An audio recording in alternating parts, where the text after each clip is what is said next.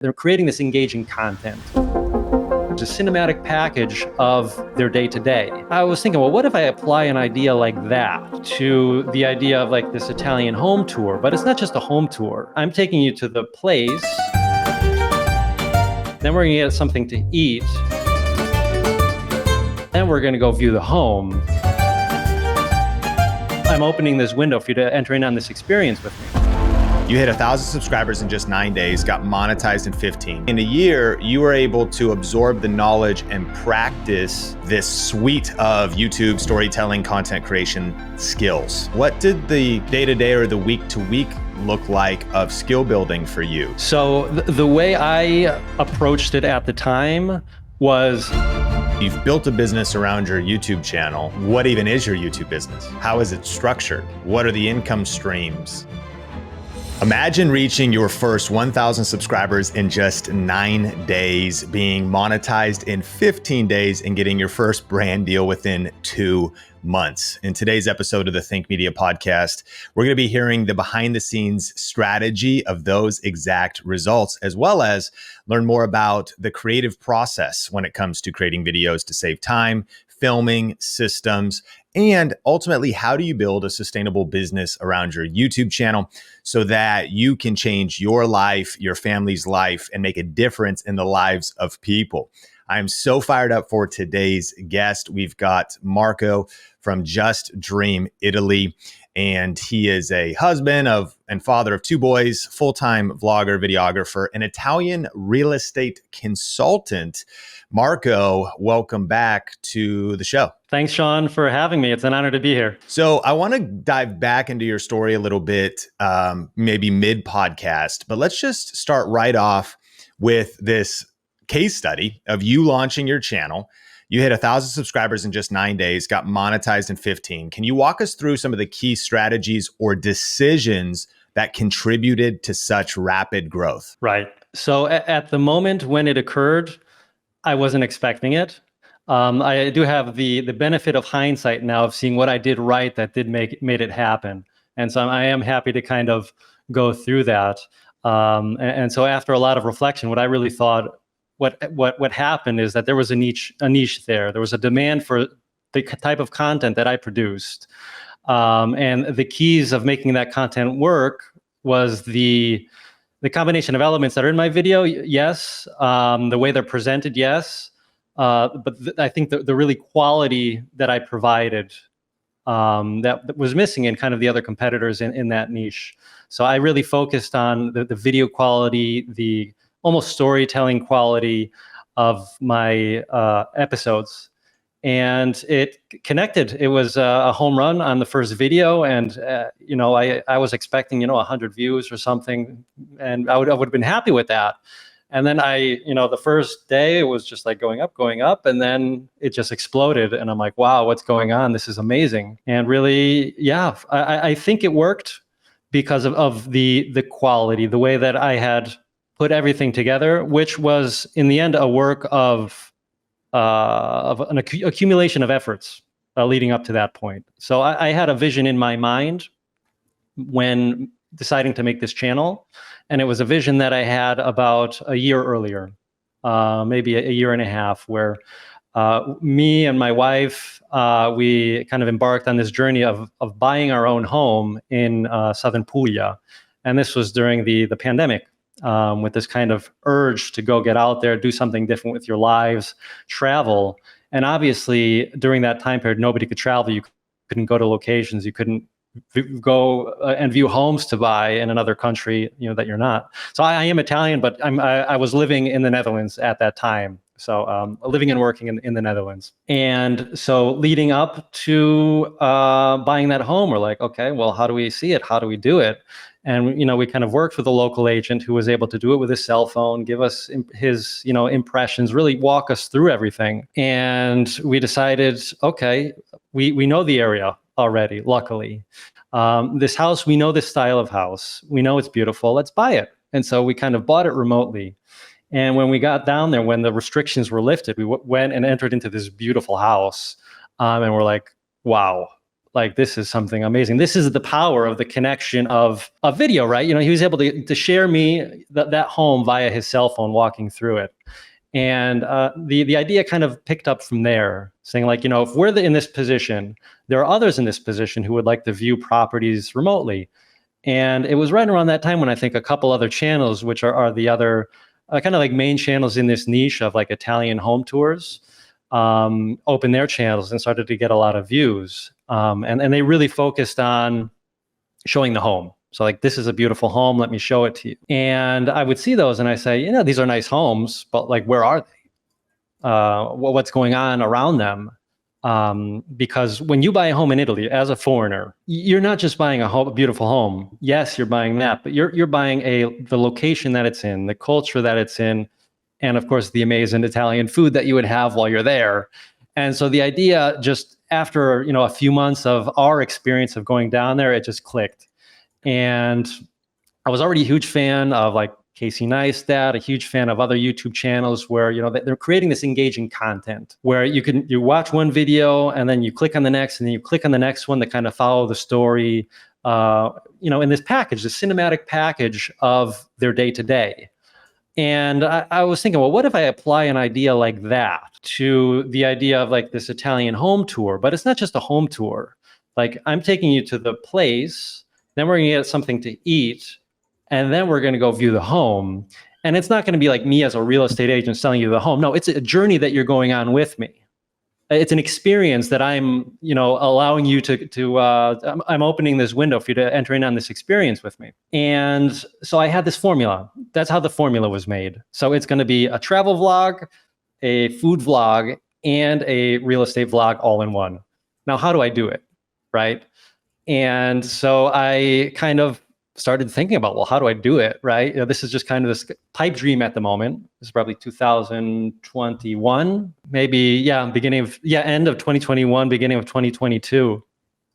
And I just started researching, right? I researched, well, how do you make videos? Like, what do people film these things with? And how does editing work? How does this magic of this real life end up appearing on your screen the way that we see it, right? And this was the question that I asked. And so then I entered into this phase of, okay, what do I do from here to kind of see how I can make this happen? Just as a hobby, just as a passion, no big real business plans behind it, but really just as a hobby. And I'm the type of person where I start a hobby once every 3 years, and then I dive in for 3 years, and that's all I do. That's all I talk about. And my wife gets sick of it at times. My friends get sick of it. Before video making, it was playing the piano. Before playing the piano, it was other things. And so I started researching every single day, every single moment that I had. How do I film? How do I record? What do I have to do? And it led up to that point. Okay, this is the first video that I'm going to upload, right? And I can go further into that particular moment in time if you'd like, or anything else. Yeah, I want to unpack a few nuggets and tell me if these resonate. I've got some takeaways from your story. Number one, it's still possible to start and grow fast. You're proof of that. The question is how. Number two, you identified a niche and there was demand. I think supply and demand is one of the oldest principles in business. It still exists everywhere on YouTube, but some areas are maybe more saturated, some areas are less, and your content resonated to that demand. Number three, find your difference from your competitors. You looked at what some of the other real estate channels in Italy were doing, and you saw a gap in the market of difference. Number four, quality, and we'll circle back on some of these, but if people have not seen your videos, I think quality, one, visually, you have high production value, color grading, shot composition, multi-format vlog, kind of first person point of view, as well as drone footage, establishing shots. So really creating these beautiful and well put together artistic videos, but also along quality. Number five is storytelling. And I love the fact you use the word experience. While maybe someone's approaching a tour with a phone, it's practical, it's utility, and that's a massive opportunity on YouTube to just do utility-based videos. But you said, okay, what's my difference? Storytelling, experience, really taking people along a journey. And then you started to craft your formula of, okay, what if I combine travel, food, real estate all in one? Number 6, strategy matters though. And this didn't just come together like you had all of this idea day 1 and then day 2, this came out. For about a year and a half, you were kind of researching, prepping, and that led you to figure out, okay, what kind of gear do I need? And the mindset of also investing in the mastery of a new skill and a hobby for your pattern has been 3 years at a time, speaks to the intentionality and strategy that went into this. We can kind of go back through those, but I want to go in on the gear, video editing, quality aspects of you putting videos together. When was the first time you sat down to learn video editing? Right. So the first time I sat down to learn video editing would have been, so I started the channel 2023. It was in 2022. Okay. So 2022. So that year leading up to your first video, and to clarify, it's like, yeah, your first video comes out and then boom, you hit 1,000 subscribers. But to me, that speaks to like, we plant the seed and we see the invisible roots first. I mean, the roots are not visible. They're under the soil. And then all of a sudden life springs forth and like, whoa, Marco came out of nowhere. And you're like, well, he didn't really come out of nowhere. He came out of a year and a half of personal growth, personal development, and skill building. But you're saying that basically in a year, you were able to absorb the knowledge and practice flying drones, editing videos, color grading, all those skills that culminated in your first video? Yeah, in a year. That's really encouraging. Speak on that a little bit. That, I mean, this stuff is figure outable, but also what did the day-to-day or the week-to-week look like of skill building for you to learn this suite of YouTube storytelling, content creation skills? So the way I approached it at the time was skill by skill. So let's say the first skill was working with my first camera. So the first camera that I bought was an A7C, a Sony A7C with a couple of Sigma lenses. And it was, okay, how do I learn? I need to learn how to use this camera. How about I learn, how do I learn these settings? What are these different settings for? So on any particular day, I would dedicate an hour to just, I would call them experimentations, just experimenting with different videos. In my house, in my study room, outside in the yard, with my kids. I love using my kids as subjects, and to kind of master that. And then I'd move on to the next thing. So I said, I already know what my finished video needs to look like. I had some other channels in mind. And so I kind of knew this is the gear I'm going to have to master. These are the types of shots I'm going to, actually, I know I didn't have that in my mind yet. This is a type of shot. This is something that came after, like learning, okay, an establishing shot, a detailed shot, a point of view shot. These are things that came after. The technical things came first. So I focused on the technical first, mastering this equipment, mastering a drone, mastering audio, or at least experimenting with audio. How does the on-camera mic sound? No, I'm not satisfied with that. Let me research. What's a good type of microphone? So I'll buy a shotgun mic, and I would try to buy like the best that I could afford at the time. And so I tried that, and it's like, okay, yeah, this is good. This is good. It sounds a lot better than the on-camera microphone. But then, I'd get a little bit further away, and then the sound quality wasn't good anymore. It's like, okay, well, what do I have to do to get good audio when I'm distant from the camera? It's like, okay, I need a wireless microphone for that, and a lav mic. So I learned the terminology as I was learning, like, what do I need? So it was a process of knowing what the finished product was and saying, like, how do I get there, and investigating. Like, it was very much a process of discovery. And that was propulsed by tendencies toward perfectionism and my obsession for hobbies, right? And so I'm very critical of what I was producing while I was producing. It was just like, oh no, this is a pretty image. Like, yeah, it's a pretty image, but why doesn't mine look like theirs? And so it was a day by day experimenting with a different type of video. And then I knew there's like, okay, well, if I want to do like food videos, what do I do to like get food shots? And so I'd get my camera, I start filming food, and I say, this looks terrible. How do I change that? And so, I would like kind of see like, oh, you need better lighting. So I put lighting there, and I'd say, okay, that's okay, but how come like it's like the movement's all jittery? What do I do for that? And so I do another experiment the next day, be like, okay, if I slow down, or no, if I speed up or the frame rate. So if I put it like 60 frames per second, then I can slow it down when I'm editing and it's not as shaky, little things like that. And then it's like, oh, there's also, on the editing programs, you can research like, well, how do I make smooth footage while editing? And you'll learn about like stabilization, warp stabilization, and you'll find that sometimes that's terrible. And you find that sometimes it works when doing certain types of shots. And so I'm not learning this all at once. Every single day I'm practicing, and every single day, like, I learn a new concept and I start to experiment with that concept. And during the course of that year, I did two things, and it was very strategic and very purposeful.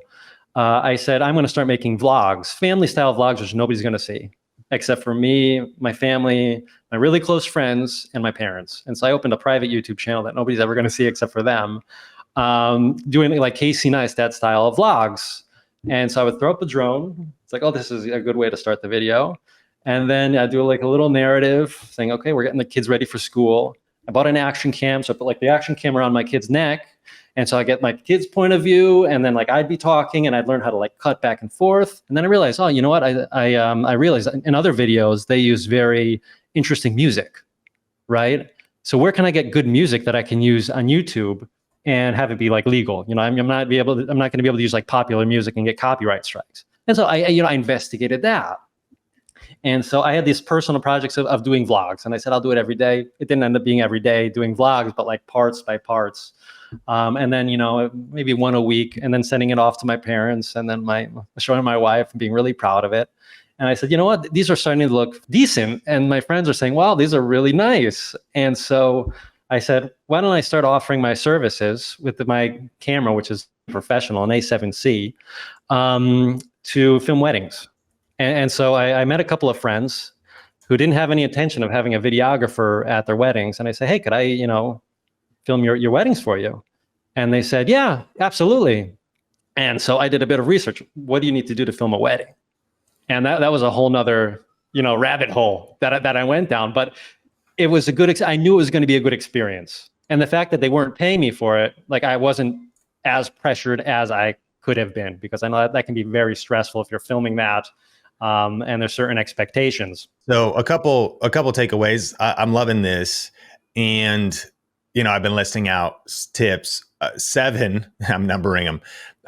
Number 7, I see practice and experimentation. And so you sort of also just peeled back the curtain that your first public video on the channel you wanted to share publicly blows up, channel grows super fast, monetization 15 days, brand deal 2 months. But there was a hidden practice channel, which sort of reveals the YouTube secret that many creators have done a lot of, if you will, bad videos or practice videos before they get to good videos. In your case, you did them privately and for your family, but nevertheless, you were practicing, experimenting, and getting experience. And even the mindset of doing free work, finding friends that weren't going to have a videographer so you could practice your camera, practice your craft. I think that holds a lot of people back, that they want to get paid instantly without putting in the time or the skill development. I think I also see curiosity and just continuing to ask more questions, and smart questions like, okay, my footage looked bad. How do I make it look good? And going down that rabbit hole. I want to have great music. Where can I get great music? And just really every day asking questions. To me, also, one of our core values at Think Media is the pursuit of mastery. And I see in this entire thing that your mindset was this pursuit of mastery. Not all people pursue mastery. They, I think, pursue good enough, but just you use the word obsession. I've heard it said, be obsessed or be average. Competition is highest for low effort content on YouTube. This is not low effort. This is not a low effort, casual approach to YouTube. It's an obsessive, wanting to develop real skills, following this process of practicing, putting out videos, and then the model the masters. I think that's a big principle we as creators can learn from, modeling the masters. Casey Neistat has given us examples, and you're like, okay, here's a master that I could try to vlog like Casey. And what's cool when we model the masters in music or content or videos is some people, they might be uncomfortable with the word copy, but this is actually a proven principle in apprenticeship that when you're apprenticing under somebody, you should copy them. Like you copy what they do, you copy their methodologies.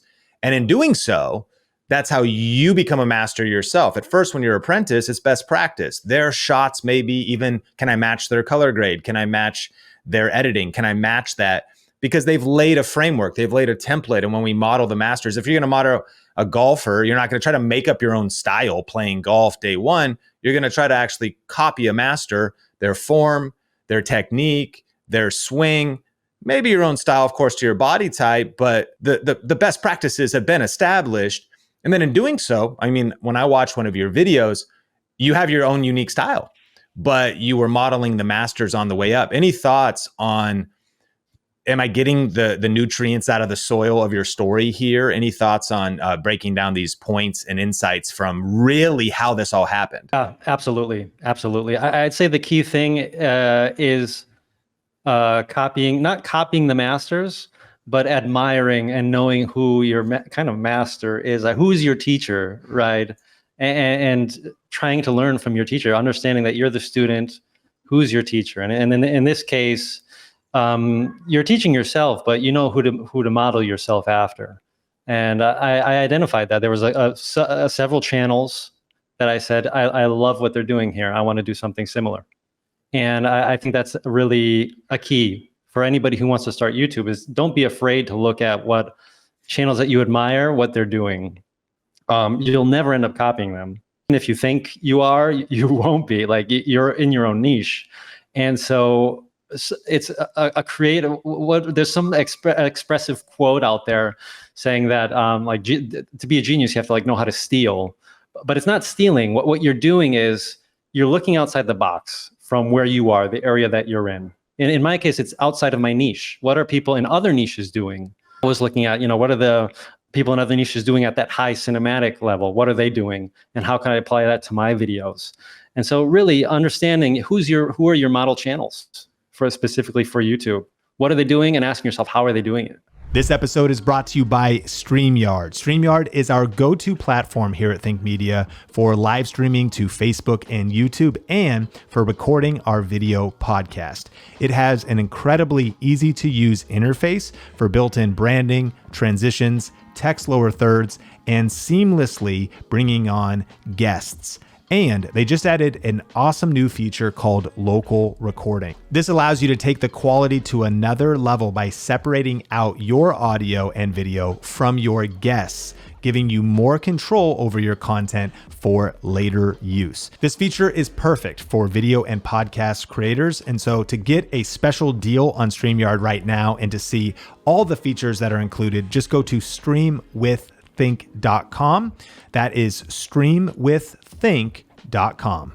Now, one of the other things, I'm curious how your process leading up to your first video and second video, which your first video was the best undiscovered town to buy a home in Italy.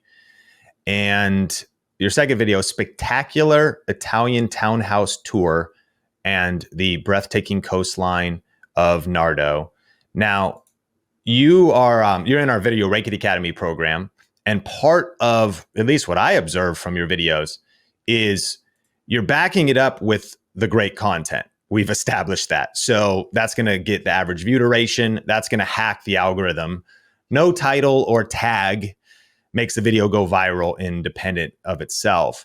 However, it seems that there is some research and strategic positioning that came with your first videos and your current videos, that whether that's a searchable area, whether that's something like to buy a home, which is a specific question, how to buy a home in a specific area, and townhouse tour in a specific area. So there's some very searchable audience desire elements there. How did you go about researching and crafting your first video ideas, and how you eventually turned the packaging of those videos and the titles you came up with? Right. So those first videos, I really didn't know what I was doing.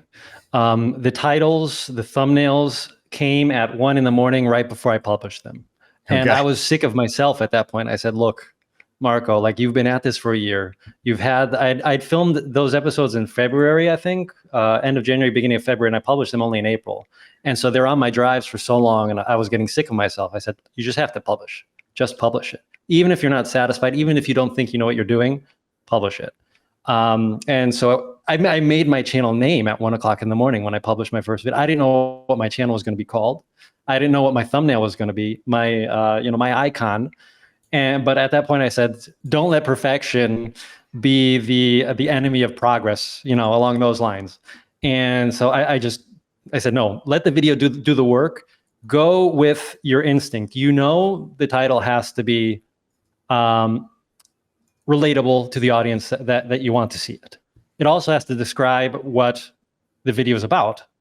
And you should also use attractive adjectives like the undiscovered, things like the best place to, just as principles of YouTube. And those are principles that I did learn from VRA, especially in discussions on the Facebook group where people were discussing titles and how to make engaging titles. And so I had interiorized that. The process for filming the videos was probably the more interesting thing for me, because when I went there in February, I was working full time, for a company at the moment, and so I had to take vacation time to go there and do it, and agree also with my wife, like, look, I'm going to go down to our home in Puglia. We normally just go in the summer, but like I'm going in February. She was on board. She knew what my project was about, and I said, just to do this experiment. Because it wasn't big before it was made. It was just an experiment in my head. And I said, just let me see what happens if I do this. And so I went down there, and honestly, I didn't know what my episode was going to look like. I didn't know how it was going to be structured. I just knew, like, I have to go to a town and I have to film it, and I have to film myself there, and I have to be telling you about it. So I have to I already knew at that point via all my vlogging practices to get a certain amount of variety in my shots that I can kind of edit together later. And so, I have to get, the me holding the vlog stick type of shot. Then you have to have like almost a third person type of view where I'm walking into the frame. I can then talk to the frame, or I can keep on moving on and using that shot as B-roll. And then, I can get shots of this church. So I'm thinking in my head while I'm there. It ended up being like a process of improvisation. Okay, if we're touring the city, I need to take you to spot by spot. So let me break it down in my head, the shots that I'll need when I'm in each one of those locations. And I was going crazy because I took so much footage, and I was so exhausted because I didn't know what I was going to use it for. So I just said, I have to get as much as possible. And so I got shots of myself walking in a church in a drone, another shot of myself walking to the same church with the drone at a lower level. Then that same shot from the side on like a tripod with my camera. Then the same shot with me holding the camera, walking into the church. So I'm like, okay, I have enough coverage of me walking into the church, which is just, supposed to be like a 3-second thing. And I did that for every single location. And, and then I went to the restaurant, and this was awkward too, because I'd never like filmed myself in a restaurant. I think I made one Instagram reel doing it somewhere, just kind of informally. But then going to a restaurant and kind of explaining to them, is this going to be weird if I have this professional camera on my table and then filming things and them there? And so I had to kind of talk to them about it. And I don't know if I was weird about it or not, but for them, it was probably just normal. It's like, yeah, this guy wants to film his food. But for me, doing it for the first time, you don't know if you're being a weirdo or not. And vlogging in public, am I being a weirdo or not? You don't know. And when you're talking to the camera, you're not talking to anybody yet because you don't have an audience yet. So for that first video, you're like, what am I saying? Who am I saying this to? Like, it's the most awkward experience, really. But I just did it because I know like that's what you have to do. And even if I thought people were looking at me and I was really self-conscious, like I tried to keep it sweet and then like run to the next location so I wouldn't be seen by those same people or by anybody I knew. So that's not a problem anymore. I have an audience. So when I do that now, it's like, I know who I'm talking to. It's the 50,000, 100,000 people who will see the video, my patrons, the people who comment on every video. Like I know who I'm talking to when I talk into the lens, but at the moment, like I didn't. And so the thing is, I knew what I needed to get for that first video when I was doing the filming. Like I knew the types of shots I needed to get: the establishing shot, the first person shot, the A-roll of me talking in the location. And I knew I needed to film a house, right? And so this was another kind of semi-awkward thing. Like I'm approaching these real estate agents saying like, hey, I have this like idea for like a YouTube channel where I'm going to like film this house and we'll just like see how it goes. But I think it can be interesting. Maybe it can be interesting to you. And a lot of them were just like, who are you? No. and others were like, yeah, I'll take you to see it. That's fine. And I went to film the first one. I wasn't using the gimbal because I didn't think my channel was going to be anything. So my first episode was conceptual. So I just had the camera in my hand, walking around, and you can see in my first few videos like it's super shaky because it was conceptual. I didn't even know if I was going to use the footage, honestly. And so the comments are funny. It's just like, you're so shaky when you're get a gimbal for your phone. Things like it's like. Yeah, I have a gimbal. I just didn't use it for these first few videos, but then I started using it. So the actual like home tour part was a bit more professional. But so I filmed everything back in February. I got sick of it over 1 month during the nights, after working during the day, trying to put an edit together, trying to discover, how do I combine the food part with the travel part, with the home part? What's the order that I put it in? How long do I stay in one scene and not the next? It's this whole process of discovery that you don't know until you do it. And so that's the principle that I would take out of this for anybody listening who wants to start a channel. You're not going to know what you want to do. You're not going to know what your channel's about. You're not going to know what your videos are going to be like until you start doing them. I would do my regular vlogs, so I learned a lot from them that carries over. Filming weddings carries over, practicing carries over. But, for a specific channel in a specific niche, you have to really start doing it before you know what your style is going to be, which evolves over time, and how to make the videos you think you want to make. That's great advice. And I love that you said perfect is the enemy of progress. And even though I would, from an external observation standpoint, say, I think you'd built a lot of confidence and skills clearly, even the way your first video turned out. As creators, we all struggle with self-doubt. And it's hard to stay confident in our vision, especially on those first videos. Talking to a camera awkwardly because there's no one there yet, and you're talking to someone that you hope will be there, or are they there yet? And so you punch fear in the face, though, and publish your first video. And I like the juicy principle of attractive adjectives, not just in your titles, but in your thumbnails. Your first video, Undiscovered, is great. And then a dream home, dream is a strong word, in the thumbnail. And then spectacular Italian townhouse with breathtaking coastline. And then you say, is this area a paradise? Just like attractive adjectives and the skill set of titles and thumbnails, really great insights. I'm curious now, talking a little bit about the financial side. You get monetized in 15 days, but you also got your first brand deal right when you were around 8,000 subscribers. What do you think attracted brands to your channel so early on? And do you have any tips for how that came about, or how you've continued to pursue brand deals and sponsorships since that time? So every sponsor that I've had has reached out to me. I haven't had to do any active outreach. And that's been a blessing, because I can imagine, that being another task that I'd have to throw onto the tasks that I already do. So luckily, they've always been reaching out to me, which means they see something good in my channel. So I'm always flattered when that happens. The first one really came out of nowhere. And when I received it, I'm very suspicious of people offering you something, especially for them, they would pay you for it. And so I looked into that, and, I saw who the sponsor was, and I saw that the first thing, check is their email address of the domain of the main website of what they're saying, right? So I checked that out. He checked out, and we had a call about it. And, he proposed to me, there's a certain like CPM that we can give you per videos, depending on the first. I don't even think there was a limit. Within like the lifetime of the video, we'll pay you this. So it wasn't even specified. But I think they were attracted to my channel because they knew they were working with other creators. They probably had an idea of who my audience was in terms of the age group. People looking to invest in a second home in Italy, is of a certain, range and age group, which matched theirs. They were probably attracted by the quality of the video. Definitely. I think I have the privilege of being the only person in my niche who has sponsors. And I think that's because of the formats of my videos. The other, I can't speak for their experience if people have reached out to them and they've said no. But when you're just filming a home and nothing else, you can't really insert a sponsor in there. It just doesn't work with the narrative. And so I think I found out quickly that, my format isn't only engaging and nice because I thought it was, but also because it allows like a sponsorship to be inserted into it and inorganically as well.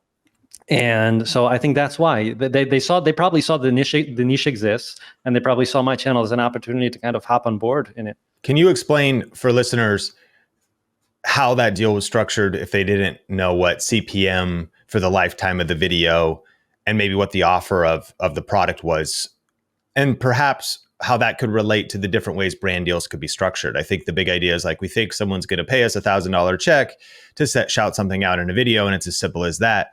But there's really almost countless ways that deals could be structured. And as creators get educated in this, sometimes it might be the brand that pitches it, but it also could be the creator that pitches it, that might also remove risk from the sponsor, because they're basically, it's performance based if they're paying you a certain CPM based on views or clicks. Exactly. What was that specifically in terms of clicks to their website, signups?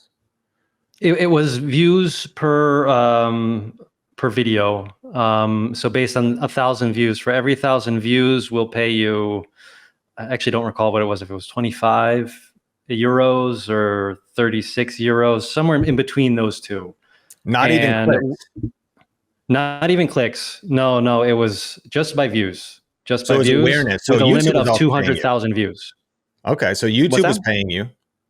YouTube's paying you ad revenue, but a brand says, "Hey, we'll also just you're shouting us out in an integrated way. We'll give you an agreed upon CPM for the views that this video gets." And is it keep getting views to this day? Yeah, they do. I've out of correctness stopped sending them invoices because I think they should have put a limit on it. Okay. And I have other sponsors, so I'm like a year's passed since, and like in their contract they didn't put a limit. They put a limit to the amount of views, but not to the length of since publication. So I sent them a couple invoices afterwards, but then I said, am I milking it too much? I don't know. I'll just move on. That's interesting the way it was structured. So that was agreed upon up front. You're in a contract and you were invoicing them as soon as it hit the next view milestone. Yeah, there was a minimum. It had to be hit 40,000, I think, or 20,000 before I can send them an invoice though. Yeah. Okay, cool. So, I mean, there's a bunch of insights there on just the different ways brand deals could be structured. One of the big principles that I heard you say is that quality attracts opportunity. And so many people are trying to email brands and reach out to brands, and it's not necessarily a bad approach, but the way you positioned your channel, it attracted deals that you never had to reach out. And this big idea of be sponsorable. Some channels are more sponsorable than others. And the fact that you were telling a story, cultivating an audience, giving a place where people could be integrated into the travel, food, as well as real estate aspect of your channel gives it kind of, it's attractive to brands. And so I think as creators, if we think about what would be attractive to brands, how could I make my channel more sponsorable? That's a very interesting insight. I'm also curious, why and when did you decide to launch Patreon, and what made you choose Patreon over the other options? So I launched Patreon because people were emailing me, asking me for ways they could support me.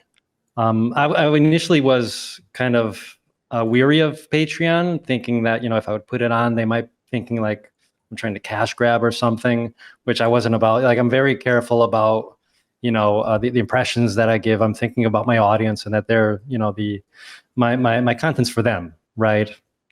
But people are reaching out to me. They say, look, we love your videos, but we're not ready to buy a home in Italy. But like, it's almost like we're there when you make your videos. Is there any way that we can support you? And so people were like, can I have your PayPal? And they would just send me, thanks via PayPal.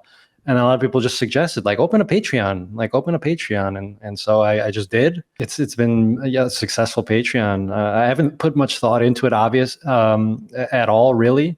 I've just put like a base, level, like here's this basic amount of support that you can give, and I appreciate it if you do. But it's also not a platform that I have the time to really invest a lot into myself to actively post for there, just because then it would take away my other professional activities at the moment. And it's a tough balance. So I leave that open as like, do you get value from my videos? Do you really love them?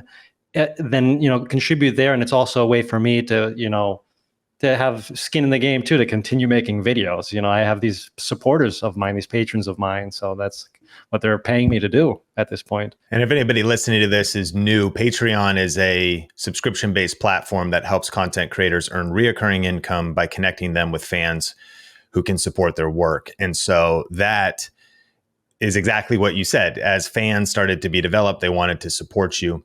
There's also, even YouTube channel memberships could be kind of similar, but one of the benefits of Patreon is they take a 9 to 12% of the income, whereas YouTube takes 30%. And so there could be pros to cons to those platforms. But that is interesting. Let's talk about that. Now, you talk about YouTube as a business, and ultimately you've built a business around your YouTube channel. If we were to unpack with a pie chart or with a business plan your description as it is today of what even is your YouTube business, how is it structured, what are the income streams, and in your mind, what are maybe your priorities weekly in terms of this creator business you've built? Right. So income streams are probably 6 at the moment. There's ad revenue, there's sponsorships, there's Patreon.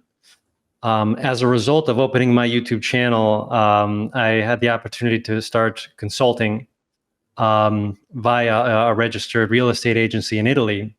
And I reached out to them. They had already saw my channel, and they're specialized in helping buyers abroad. And we saw that there was a synergy there. And I, outside of making the videos and showing the homes, I did already have a genuine interest in the workings of Italian real estate, and I had studied it on my own when we bought our own place. I had done a lot of research into that, as that was my crazy hobby pastime in that previous moment of time. And so that genuine interest of wanting to help others to fulfill their dream of buying in Italy, I started working as a consultant for them. And so that's a result of my YouTube channel. And so I get clients 2 ways at the moment, buyers specifically. So I act as a buyer's agent for them, representing them in their best interests, under this agency. I have the ones who come in through my channel, and so that's revenue stream number 4. I have clients that actually come through via them, which they assign to me. And so that would be number 5. So I had 2 sources of clients. And then number 6, and this is a new one, I started to make videos for them, for their YouTube channel. And that was a proposal of mine, because they did podcasts. They have a very successful Facebook page where people can find them. And I said, look, you love my videos. Like, you're always talking how good. Why don't I make you a video talking about your clients? And so I made them a video, but it's a paid video, right? So that's my 6th source of income at the moment, is making videos for them. And the first video that I made them is just about to hit 1 million views. And that was the first video on their channel. And it was incredible. The first video I made them was more successful than any video that I made for my channel. But it just speaks to the untapped niche that exists in this, of people, specifically North Americans, but also like people from Northern Europe. But North Americans is the main audience, loving Italy and dreaming of moving to Italy or restarting a life in Italy. And so the video that I made them, I went and I interviewed some of their clients, and I turned it into a sort of a little documentary with all my, accumulated knowledge of YouTube skills and videography skills. And they were extremely happy with the results, obviously, because I think, they were posting podcasts to the YouTube channel, and they were getting like 100 views, 200 views, and they were happy with that. And then they got this massive, video that hit them. And then they said, we can't keep up with our emails. Let's make another video. And so, we plan another video, and so we're just about to release another video. And the good thing is, it's since they're paying me to travel to the locations, I'm able to fit in a video for my channel while I'm there filming theirs. And so it's this mutually beneficial synergy that we found, which is really nice, which may last or may not, but I'm happy that it's working at the moment. So that's kind of how things are structured at the moment. I have other plans in the future, but we'll see. Yeah, that's inspiring to hear about how your creator business is structured, and the big idea for one video can bring in an insane level of business, so much so that you could barely keep up with the emails. And using your formula and the skill set that you've learned, not easy, but possible, and really cool to see how the power of YouTube could really help like a local business, a consulting business. I am curious, going full-time as a YouTuber is a big decision. What were the key factors that influenced you to decide to go full-time? You mentioned you had a full-time job, took some time off to launch your channel and to get it going, started to get monetized. But day one, just having your channel monetized doesn't replace your income. At what point did you make that leap, and what factors led to that decision? So I had decided that I was going to do it full time, probably around halfway 2023. I said, look, this is going to be the goal. So halfway 2023, this is after a few videos, but that was the goal. And then by about August, September, I realized it's doable because the income was matching my professional income. And I just knew that I'm being held back by doing this other job more than anything else. And, at the moment, I did have the benefit of being able to work remotely most of the time. But it did involve a lot of traveling as well, taking vacation days, taking unpaid days, to kind of get to the location to be able to film it. And so it just got to the point where it didn't make any sense. I was earning as much, and I can make more videos. That's what I wanted to do. I want to make more videos. And that's the only way that it can happen. So you mentioned the years. You decided to go full-time right kind of at the start. You saw the goal. How many months after the start of the channel publicly was that leap? So I started the channel April 2023. I think December of that same year was my last month working. And as of this year, I'm full-time YouTube. So speak a little bit to that 8 months of balancing both, and the mindset it took, and what was, driving you, and what was that practically, the challenge of working full time with trying to build a YouTube business on the side? It was incredibly difficult. It got to the point of being very stressful. And at certain points I was thinking of stopping doing YouTube because of it. And thinking that it was like a crazy dream. And so I did teeter even in that direction, even though the channel was successful. There were a couple of videos where, they weren't as successful as the other ones. And so I said, what if all of a sudden, the views drop? And I'm stressing out. We have 2 young kids, both working, and is it really worth it? And so I was able to make the decision, luckily, because the income was there. And so that's what made it for me. It would have been a much harder decision if the income wasn't there, and me betting on the income being there in order to be able to, support a family with it. But luckily it was there. And so at that point I said, this stress is unnecessary. This isn't doable for any normal human being. So I'm done with 4 hours of sleep at night because I'm editing until 2 a.m. and then, waking up at, 6 a.m. So, it's a period of your life, where you do a sacrifice because you have a vision to see if it'll work. And I said it from the beginning, if it doesn't work, okay, but I can at least say that I did it. And before I did it, I was very much frustrated with myself for not trying yet. And so the fact that I did do it, I was already satisfied. Okay, I had this passion in my head for this project. I did it. And, it didn't work, or I chose to continue working for my job because I thought that was a better decision. I was ready for that. I didn't prefer it, but luckily it turned out great. And I'm glad it did. The law of sacrifice. In order to go up, you've got to give up. And I love that you had the practical handles. There's the finances, but also I know like 100% of listeners right now can relate to the feeling of, man, this is hard. This is heavy. This is stressful, especially when you're doing both and the two young kids and all of the pressures of life. Well, I have one final question for you in just a second, but you've added so much value to our community and we are incredibly grateful. I want you to shout out your channel in any ways people can check out what you're doing. And then I'll ask you this final question. So for everybody who's interested in seeing what I'm doing, my channel is Just Dream Italy. If you check out the videos, if you like them, comment on them. I'm always glad to see comments from other, VRA members or Think Media members. So I really appreciate the support also that other members have given me as well. So it's Just Dream Italy. That's the only social media I have at the moment. YouTube, I'm 100% a YouTube guy, and I only have time for YouTube. So that's what I have. There's a nugget in that principle that you just shared as well. And if you are looking to buy a home in Italy, Marco's your guy. So reach out. That's right. Yeah, correct. I love that. Finally, let's just talk a little bit about the impact on life and family. You mentioned in our pre-emails that YouTube has changed your life and your family's life.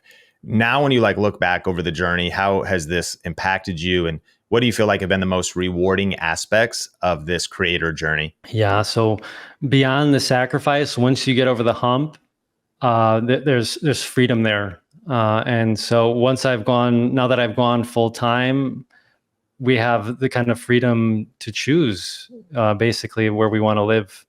And so we're moving down to Italy 100% now to our home down there for me to focus on the project. And my wife has 100% more flexibility now to choose to work what she wants to work, any personal projects that she has. And we both have the flexibility of dedicating our time to our kids. I can take a week off if I want, whenever I want. And we can, spend time traveling, going somewhere else. It's all the I guess the prize, that comes once you get over that hump, that sacrifice period. And I think that's what's the biggest blessing is. 10 years ago, YouTube wasn't like this, but now it is. This is an amazing opportunity that exists for us this day and age, and it's been a blessing for us. And so we're moving, and this is the house that we're selling. That's why it's all empty now. And we have the freedom to go down and live in Southern Italy, which is a place we love. So, well, Marco, thank you for adding so much value. Appreciate you. And thank you for being on the Think Media podcast today. My name is Sean Cannell, your guide to building a profitable YouTube channel. Rate, subscribe wherever you're listening, and share this one out. And we can't wait to connect with you in a future episode.